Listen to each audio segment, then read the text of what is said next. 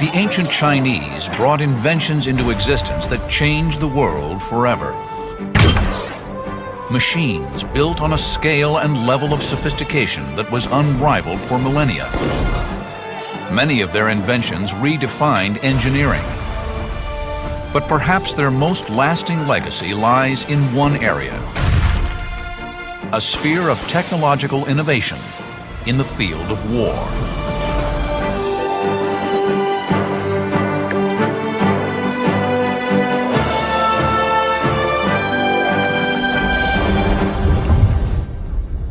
At over 6,000 years old, China is one of the planet's most ancient civilizations, and today boasts the largest army in the world. 60 centuries of military heritage has left an incredible legacy of technologically advanced weapons. Now, new discoveries are making us realize that much of what we thought we invented actually existed thousands of years ago. Armies that used handguns, landmines, and massive attack catapults to destroy whole towns. Lethal flamethrowers that rained fire on the attackers. High-velocity cannons and lethal incendiary bombs that blasted whole battalions out of existence. And even self-propelled missiles. Machines of war that would be instantly recognizable to the frontline troops serving in today's armies. Most of the weaponry used in modern warfare has its roots originally in China. Chinese military innovators were thousands of years ahead of their time. The Chinese, throughout a lot of history, have been at the absolute cutting edge of military technology. Incredibly, their use of gunpowder and military rockets is stunningly similar to the way we use them in battle today. It's certainly one of their major contributions, for better or for worse, to the history of the world. There's no doubt that through a lot of history, the Chinese have been the greatest military innovators on Earth, and their technology has certainly been at the absolute forefront. In 400 BC, China was not a unified country. Several states existed in the area, and they were all trying to take control. The state that could take control of its neighbors would win the greatest prize: domination of China. And to beat their neighbors in battle, the Chinese military engineers accelerated the development of killing machines. In the Bronze Age, around 800 BC, warfare in China relied on hand-to-hand combat and the sword. Chinese blacksmiths were producing amazing advances in metalworking. The result was an array of axes, knives, and swords, the most lethal blades the world had ever seen. The craftsmanship that went into a Chinese sword was extraordinary. They forged iron with carbon to produce ultra-hard blades set into hilts of exquisite craftsmanship. They used an ingenious approach to cooling the blade in the forge, where the middle was coated in a heat-resistant substance that allowed the edge to cool quicker than the middle. The result was a very strong and very sharp weapon. As their skill with metal grew, so did the length of the blades they could produce. In the Kingdom of Qin, swords became longer, about 36 inches, and this gave a good advantage in combat. The longest swords in Europe at the time were only 27 inches long. To make long swords, advanced technology was needed to assure their sharpness and flexibility. Swordsmiths had mastered the chemical properties of metal, in particular chromium plating, an extremely complex chemical process. The result was an incredible level of hardness and durability. The sword still shines and has not gone rusty after 2,200 years. This is a result of the chromium plating on it. How could the Chinese swordsmiths have coated the 8-sided blades with this chromium? With no electricity 2,200 years ago, the chromium plating must have been done by a chemical method. Something rich with chromium was wiped on the weapons, or the weapons were buried with chromium and heated up. The answer is still a mystery. But even after 2,000 years, the swords have the cutting precision of a modern-day razor. At point-blank range, a trained swordsman could deliver the point of the sword into an enemy with a force of 3,000 pounds, enough to drive through armor, flesh, and bone. Each sword has 8 surfaces, and every line on each surface is beautifully crafted. The most important thing is that the blades are really sharp. This is actually as sharp as a razor. At the Tangxi Sword Factory in Qiping, modern craftsmen are still creating these exquisite weapons in the same way they were crafted 2 millennia ago. The iron is forged in furnaces heated to 1130 degrees, just using air and charcoal. The sword is then pounded with a heavy hammer.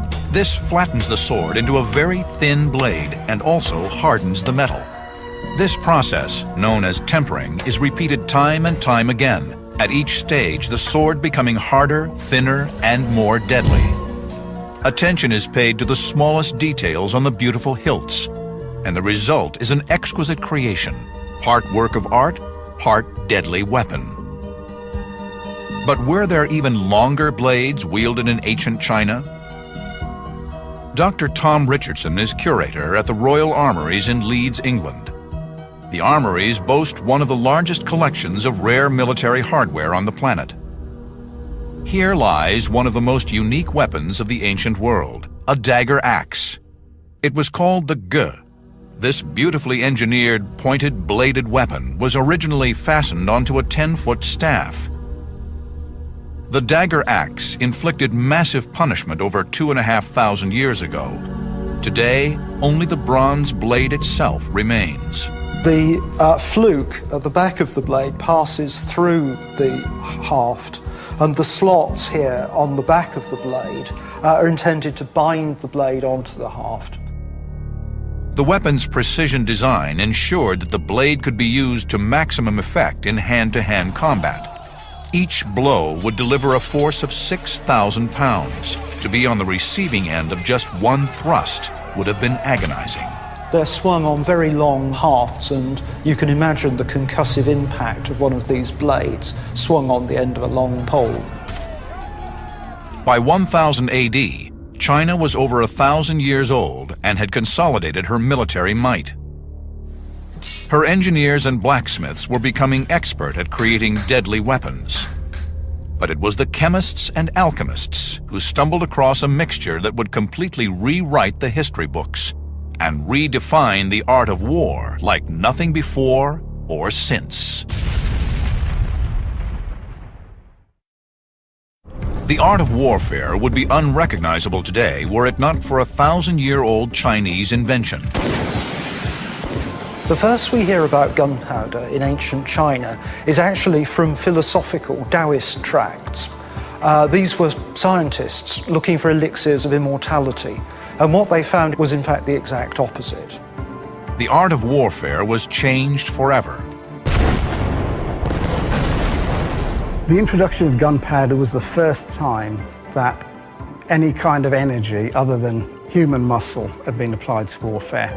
Until that time, everything had to be done by either human or animal muscle. Gunpowder harnessed chemical energy, which could be released over a very short period of time, and gave that enormous power into the hands of the military. The first place that happened was China. But how is this world-changing substance made? It turns out to be a fairly simple recipe. John Naylor is an expert in the history of military hardware. The basis of gunpowder and any sort of explosive is a fuel. In this case, the fuel is charcoal. We need to powder it, grind it down. In fact, it often works best to have a mixture of coarse and fine powdered charcoal. Powdered charcoal is mixed with 2 other common chemicals in precise proportions. Mixed together and ground very carefully, you end up with your black powder. The bowl and spoon John is using are made of pure silver. John cannot risk using steel or any other metals that can spark when banged together. The reason is obvious. The 3 of them combined, mixed together, turn innocuous chemicals into the driving force of warfare for nearly 1,000 years. Having stumbled upon the ultimate ingredient for weapons of war, China realized its potential and launched large-scale production. The first evidence of industrial production of gunpowder in China is dated to 1040 AD, and initially not for use as an explosive, but rather as a fire-producing compound. Gunpowder has different properties depending on the exact proportion of its ingredients, and early varieties of gunpowder didn't explode, but they simply burnt at varying speeds. So that the most useful application at that date was either as an incendiary thrown from a catapult inside a soft paper casing that would burst into flames on impact, or a match which would continue to burn quite slowly for several hours and could be held in front of a stream of inflammable oil. With the right mix of gunpowder, military engineers developed a sparky fuse that would lead to the emergence of a new and terrifying weapon: the flamethrower. When the flamethrower was first used by the Germans in the First World War, it came as a terrible surprise to the Allies and was regarded as a particularly horrific example of the way that modern warfare was going. I think it would have been a surprise to anyone at the time to realise that flamethrowers had been in use for nearly 1,000 years in China. Throwing or projecting fire was not a new tactic in warfare. Greek fire had been in use for several hundred years before that, but the Chinese advance on this was to produce a continuous stream of flammable liquid. This ancient flamethrower was among the first to utilize liquid fuel. This flamethrower is from the Song dynasty. It was made to use gasoline, which had been used in China very early on. The liquid properties of gasoline meant it could be sprayed out of a nozzle. This was then ignited at the muzzle by a piece of slow match impregnated with gunpowder. So this was not only the first continuous action flamethrower, but it was also the first known use of gunpowder in military technology. In a remote location, somewhere in rural England, we are about to test a replica of this ancient weapon. Richard Windley is an ancient technology expert who is intrigued by the design of the gunpowder fuse. Certainly the ignition details we have for the flamethrower from the original text indicate that it was some kind of very slow-burning but sparky fuse which gave plenty of sparks but burned relatively slowly. It'd be no good having a fuse that burned quickly because it would just burn away and there wouldn't be enough ignition there for the thing to keep up a continuous stream. But what flammable agent would the ancient Chinese pyro commandos have used in their weapons? We think that what they were using was something similar to gasoline or kerosene. So what I'm actually using in this device is a mixture of the two. With the chemistry of the fuse and the incendiary understood, Richard researched the ancient texts for clues as to how the flamethrower actually worked. So this is our reconstruction of the Chinese flamethrower. Basically what we have is a brass cylinder. The quality of the brass was actually specified in the original document. And this forms the cylinder of a pump. Inside here is a piston, which is about so big. This would probably be made out of bronze or possibly wood, and it would be bound round with cord until it was a really snug, tight fit in the cylinder so we can get plenty of pressure. This moves backwards and forwards as the handle is moved backwards and forwards. On the forward stroke, it forces out the flammable liquid through a nozzle at the front of the device. And on the back stroke, it forces the fluid which is in here, it forces that down through that pipe there, up through an internal pipe here, and to a secondary nozzle at the front. So we're effectively getting two squirts, one on the forward stroke and one on the backward stroke. At the back of the flamethrower is a large diameter extension to the cylinder, and this forms what we'd now call a gland. This would have been packed with string or cardboard, and the purpose of this is to stop the fluid on the backstroke being forced out and covering the operator. The reservoir is in the bottom. Initially, in the original device, the whole thing, this whole tank, would have been a large reservoir which would probably be holding something like 25 litres. There is a small flap valve made of brass which has a pivoted hinge. This allows the fuel to be drawn up into the cylinder on the forward push and along this tube, rather than back into the reservoir on the second stroke and into the secondary nozzle ignition chamber at the front.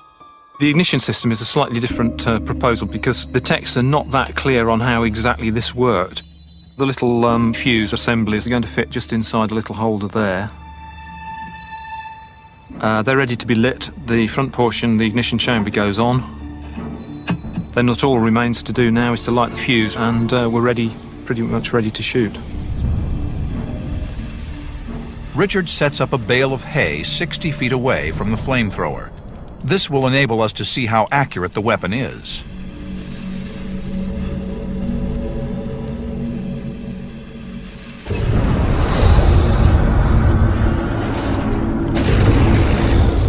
The flamethrower fires burning gasoline over 60 feet and instantly incinerates the target Richard has set up. A devastating weapon of war.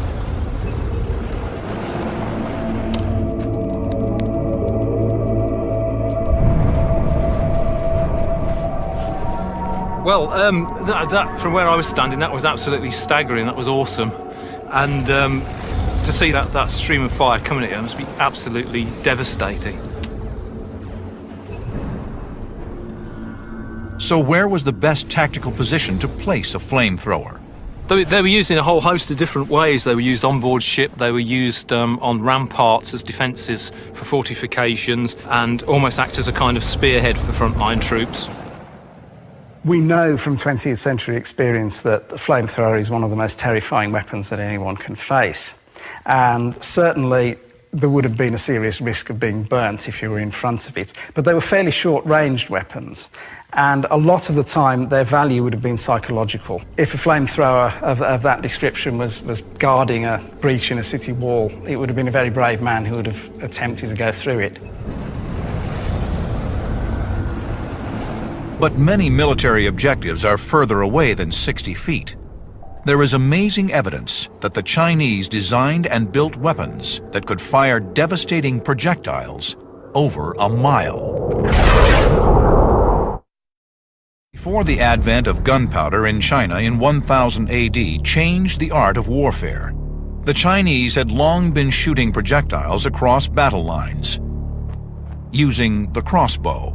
But there is intriguing evidence that the Chinese military engineers took crossbow technology to its ultimate limit.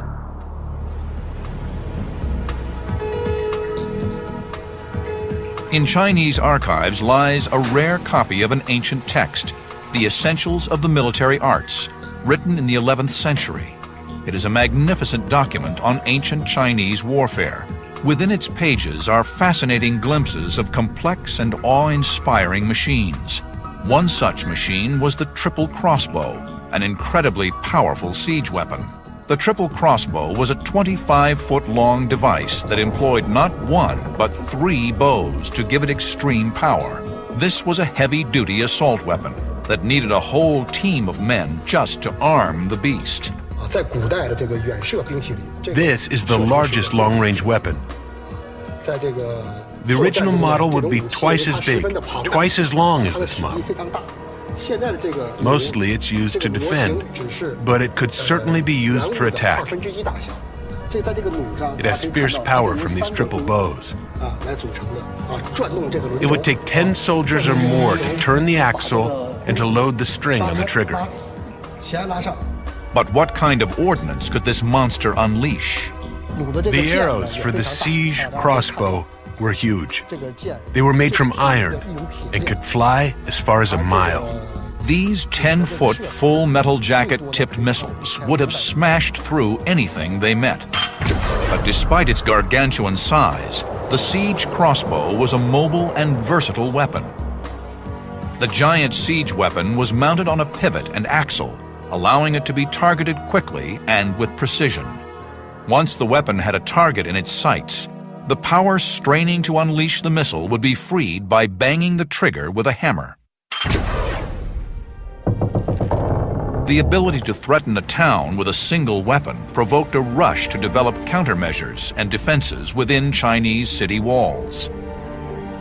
And where the defenders built higher and wider, the aggressors built taller and stronger. Perhaps the most effective of the ancient Chinese siege attack weapons was the whirlwind catapult. Acting like a heavy-duty sniper rifle, the whirlwind could release a projectile with pinpoint accuracy at any part of the town wall or its inhabitants. Western siege catapults of the time worked by pulling down a massive weight, loading the projectile, and then releasing the weight. The Whirlwind was different. There was no weight. Instead, a squad of 10 men would pull down on the short end of the lever, hurling the 120-pound ball up to a quarter of a mile. This meant that the Whirlwind was a very light and mobile multiple-use weapon and could be deployed anywhere around a siege or even in open battle. But there's more. Western catapults needed a solid frame to support the great weight. The elite Whirlwind catapult was supported by just a single pole. This gave it another advantage. The advantage of the Whirlwind catapult was the mobility and flexibility that it provided, in contrast to the larger siege engines, which were basically static. A Whirlwind catapult could be mounted on a tower or a city wall and used to command a very wide arc of fire, or alternatively, on the battlefield, it could be rushed quickly to any place where massed firepower was required. In ancient texts, there are accounts of whirlwinds forming parts of batteries of thousands of catapults, which could lay devastation to entire cities within hours. But the purpose of a siege was not always to obliterate the enemy town. Often the objective was to overrun the city with infantry. There is evidence in the texts of large assault machines known as cloud bridges. Their name might sound peaceful, but their purpose was anything but. This 10% scaled-down model is one that incorporates an extendable ladder. The ancient Chinese invented this siege machine with the name Cloud Bridge, meaning very tall bridge. It has wheels and it could be pushed forward until it reached the wall. Soldiers could safely hide inside the machine until the wall was reached. Stepping on this ladder, the city walls could be climbed onto. You can imagine in a battle scores of cloud bridges being pushed forward and hundreds or thousands of soldiers climbing the ladders. Cloud bridges were really powerful in ancient wars. And some of the cloud bridges were truly massive, driven by teams of oxen. The main point of this type of machine is to get attacking troops on top of the city wall. So it was obviously important, as the height of walls increased, that the height of the machines was increased to match them. But no weapon of war is invincible. The normal way of attacking this kind of wooden siege engine was obviously to set it on fire. This could be done simply by throwing burning materials at it, or in a later period by the use of burning oil or flamethrowers. So the logical counter was to cover the machine with uncured hides, which would be very difficult to burn, keep them soaked with water, and in that way armour them and the people inside against missiles at the same time as you make them fireproof. And if the attackers breached the city walls, there were lethal defenses waiting for them. The ancient world's equivalent of razor wire. This battle machine is called a San Yuan knife cart. It's a two-wheeled cart installed with knives.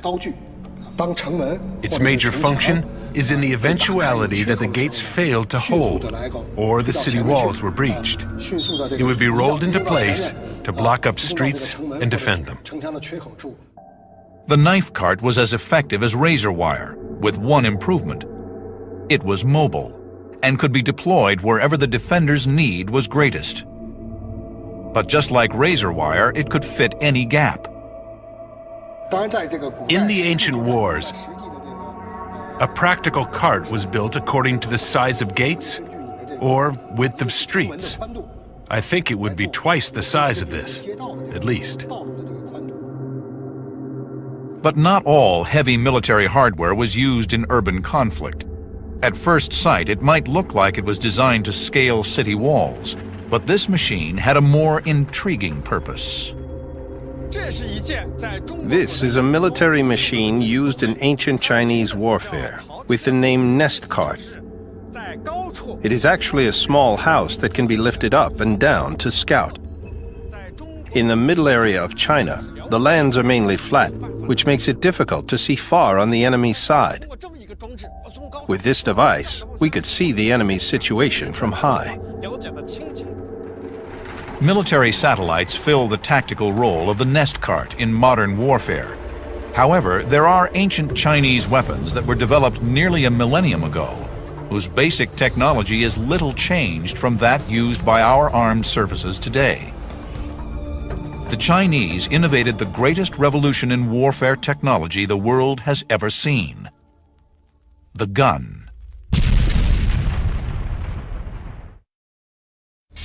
The range and ingenuity of Chinese weapons of war is incredible, but it wasn't until the invention of gunpowder that Chinese military hardware entered the modern era, and ancient Chinese armies began to use a weapon that would be recognizable to the modern soldier.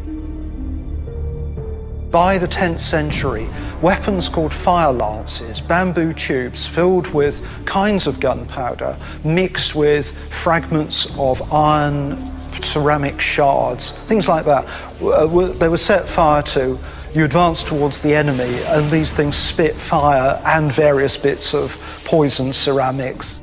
At the same time, new compositions of gunpowder were being developed, which produced much more explosive force and less in the way of flames. And when these were combined with the principle of the projectile being forced out of a barrel, the result was the development of the gun. In the National Military Museum in Beijing lies a stunning weapon: the world's first handgun. Made in the Xisheng period in 1351, this extraordinary weapon shows characteristics of a modern firearm, including the clearly visible muzzle and firing chamber. The invention of gunpowder weapons certainly revolutionized Chinese warfare, but it did far more than that. Within 40 years, the same technology had spread all the way from China to the west of Europe. And in fact, the use of gunpowder as a propellant, as a weapon, revolutionized world warfare. This is an example of a Chinese gun, probably of the 16th or 17th century, but it's a wrought iron construction with hoop staves around the barrel. And this type of gun appears really very, very early in China. You can see at the center there's a thickened breech section to reinforce the barrel against the blast as the main charge goes off. And you can see the touch hole where light's applied to it. A fuse would be placed into the hole. When this fuse was lit, it would carry the flame into the breech of the weapon. Inside, the packed gunpowder would explode violently. The entire force of the explosion had nowhere else to go other than to force the projectile out of the long tube towards the hapless target. The bullet is projected out of the gun with incredible force. The same principle which is used in the early handguns which have been found from medieval China can be applied to very much bigger weapons, including cannon large enough to batter down city walls. This is the earliest tube-shaped metal gunpowder weapon in the world. It was made in the year 1332 and is the grandfather of all modern cannons. The calibers and length of the tubes have become bigger through the development of the cannon. This means it can support heavier bombs and bigger trajectories, and the damage done by the cannon becomes bigger and bigger. But the devastation caused by an explosion can be employed as a method of attack in itself: the bomb. There is evidence in ancient texts that the Chinese invented explosive devices with triggering mechanisms nearly 1,000 years ago. A new discovery is forcing us to go back and rewrite the history books. There was an ancient Chinese weapon tactically identical to a device used on the battlefields of Vietnam. Could the Chinese have invented the landmine? Most people would expect that a landmine would be an innovation of the 20th century, but in fact something very similar was in use in China as early as the 13th century, and by the 15th it had been developed into a very sophisticated device which could be set off by the pressure of a person's foot. This would release a pin which would release a weight underground and set off a flint and steel detonator. And this would explode a large piece of bamboo stuffed full of gunpowder right underneath the enemy soldiers' feet. This would send shards of bamboo and other shrapnel exploding upwards and through the feet of the enemy, rendering them immobile. But devices like the handgun and the landmine were only possible because the Chinese had a long tradition of creating technologically advanced weapons of war. Over 1,500 years before the landmine and the handgun, Chinese metallurgists were already producing devastating attack weapons. One of these was the high-intensity crossbow. The crossbow is responsible for countless victories in Chinese history, and there were millions of them issued to infantry troops. However, because they are made of wood, surviving crossbows are priceless, rare artifacts. This is an example of one of the very earliest Chinese crossbows.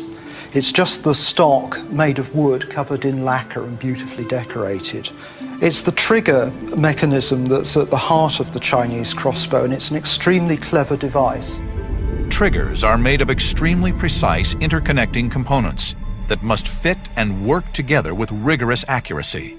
To manufacture them required an incredibly advanced level of casting expertise.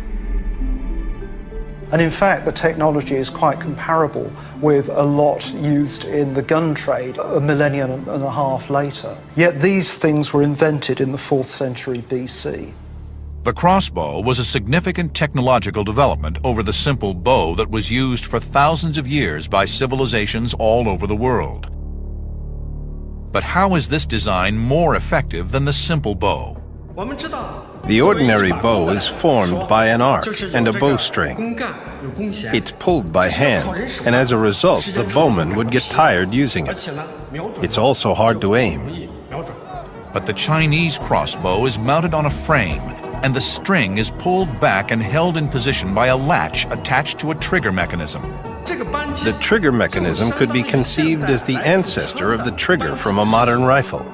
The trigger mechanism would enable the bow to be held ready-armed for long periods without tiring the archer, and thus taking aim would be easier. This gives the crossbow an important tactical advantage over other bows. The most significant advantage of the crossbow is that soldiers could use it for ambush. Once they discovered and aimed at targets, they would simply need to pull the trigger. Then the arrow would fly out with incredible power. It only demands the small force of pulling the trigger with a finger, and it would be transformed into a really big force to shoot out the arrow. And when released, the 2-pound bolt could fly 300 yards towards the enemy, tearing through armor, flesh, and bone.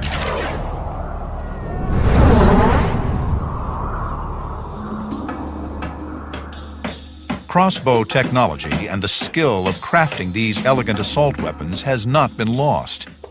Yang Fushi comes from a long family line of crossbow makers that dates back nearly 2,500 years.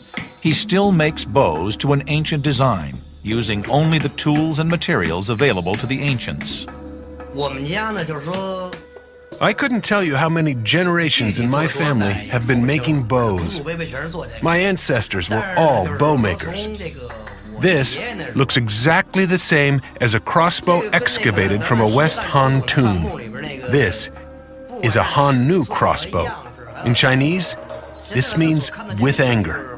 Its history can be traced back to 2,500 years ago. This replica was made exactly according to ancient drawings.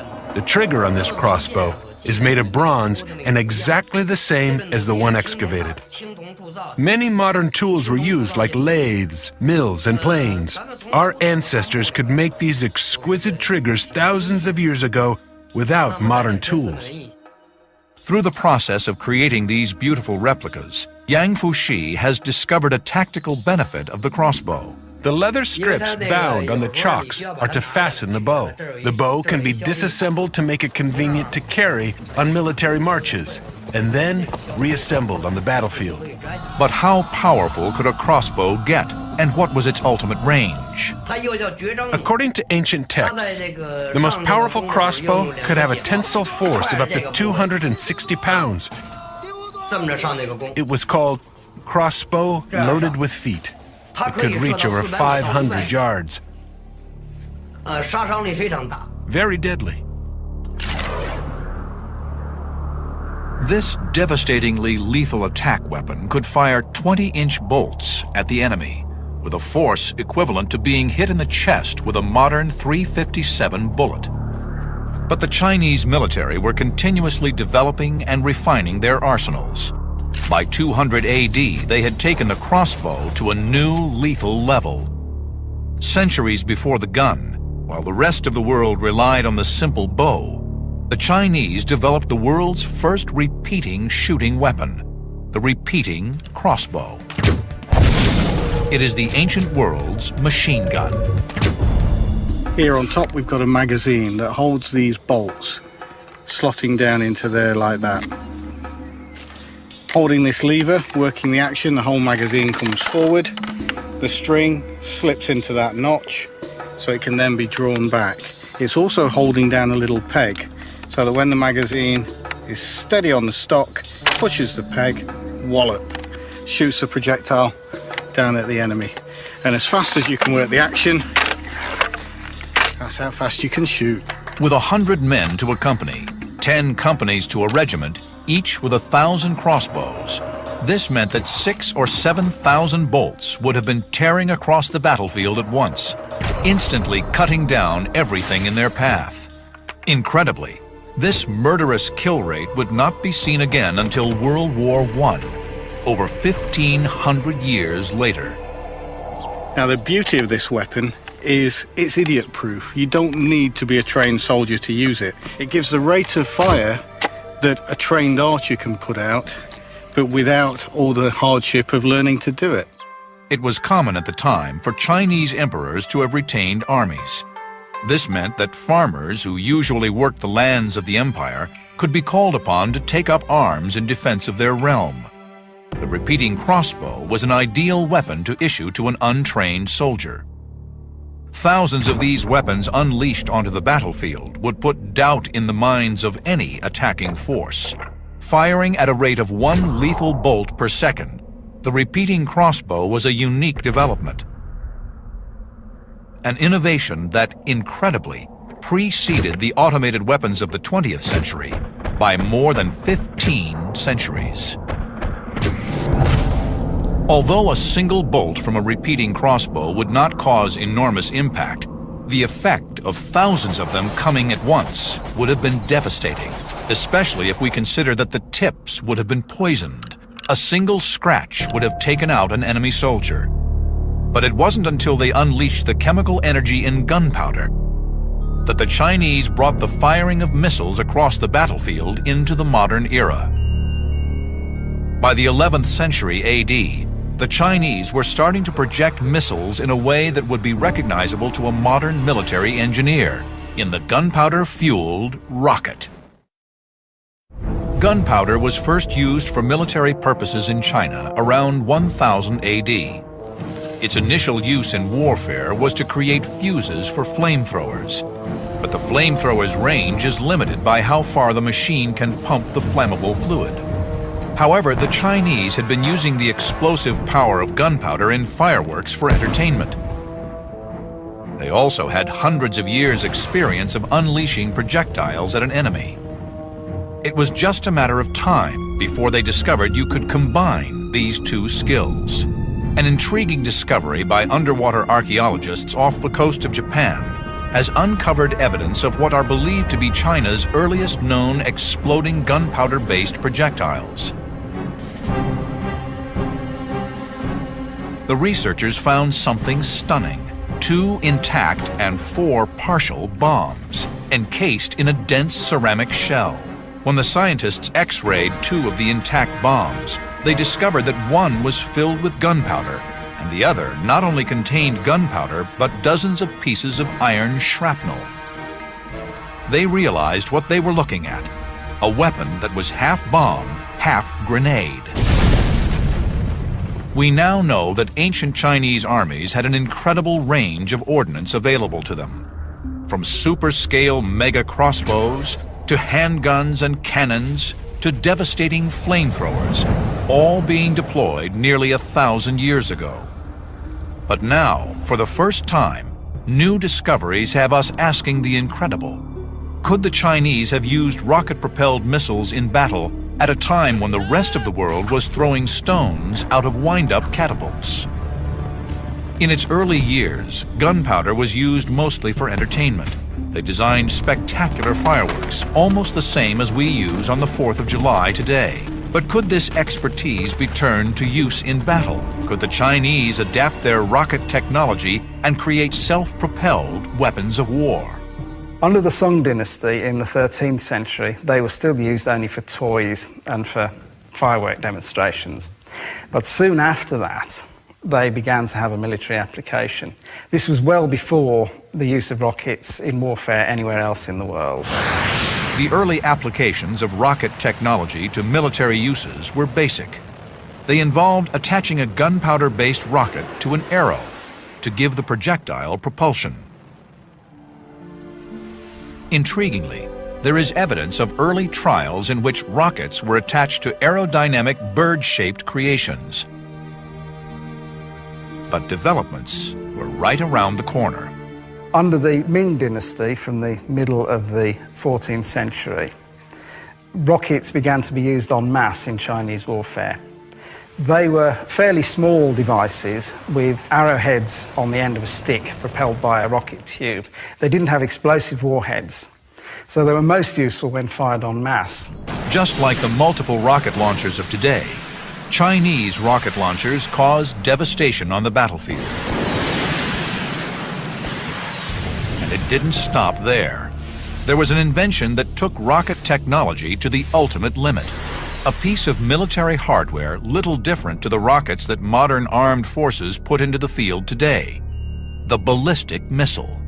Invented in the early 14th century, even its name was designed to strike fear into enemy troops. This is an ancient weapon called Fire Dragon issued from water. It was used in naval battles, and when issued, it had a long flame tail, looking like a fire dragon. There are many types of bamboo in China, so it's easy to find the material to build the weapon's body. But how did it work? It has something like fireworks attached to the outside, which act like a powder flask when they are lit. The whole thing starts to fly. The mouth in the front is loaded with gunpowder, which explodes the enemy ship. But there was more to the weapon than that. The rocket was built in 2 stages. During the flying, the first stage burns, but ignites the second stage. This drives the Fire Dragon to fly further and reach the enemy's ship and explode. But even if the enemy was out of range, the Fire Dragon had a contingency. There was a magazine of 3 rocket-driven arrows loaded within the mouth of the missile. Hundreds of fire dragons flying through the air at an enemy fleet would have caused panic and devastation. This fire dragon issuing from the water might be thought of as a sort of primitive cruise missile. Its main use was from one ship against an enemy fleet in naval battles on the large rivers of China. I think, though, that its main impact would have been psychological. The large carved and painted dragon head on the front would probably have had more impact than the shower of arrows which it discharged when it got within range. Nevertheless, it's an extremely sophisticated piece of technology for its time. It is incredible to think that the Chinese war machine created weapons whose principles and tactics we still use today. Those first Chinese military technicians who first used gunpowder to propel a rocket device forward can take as much credit as anyone for putting a man on the moon. Thousands of years ago, they were creating weapons that would be instantly recognizable to the modern soldier. What new discoveries remain out there? Discoveries that will turn everything we thought we knew about the ancient world on